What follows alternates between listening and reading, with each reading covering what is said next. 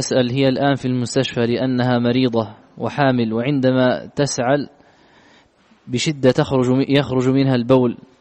فلكي تصلي تتوضأ عدة مرات، وهي تسأل الآن كيف تكون صلاتها.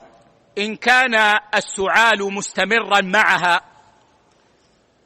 أو يأتيها فجأة ويؤدي إلى خروج البول لوجود الضغط على المثانة من الحمل، فهذه كمن به سلس البول. إذا دخل الوقت تتوضأ وتصلي، فإذا حصل لها هذا السعال وخرج شيء فإنه لا يضرها،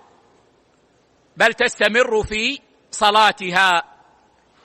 لأن هذا السعال الذي هو سبب خروج البول مستمر أو غير معلوم الوقت،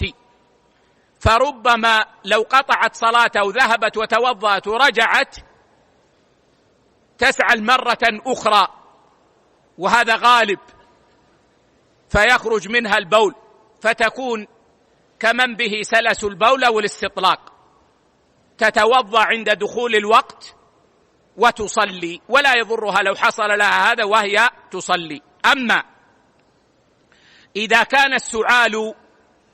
قليلا ويأتي ثم ينقطع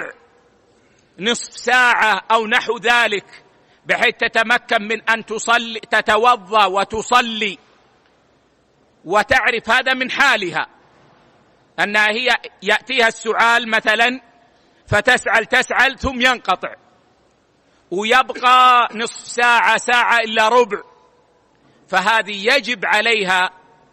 إذا كانت تصلي وجاءها السعال أن تقطع صلاتها إذا خرج البول، وتبقى حتى ينقطع السعال، ثم بعد ذلك تستنجي وتتوضأ وتصلي. نعم.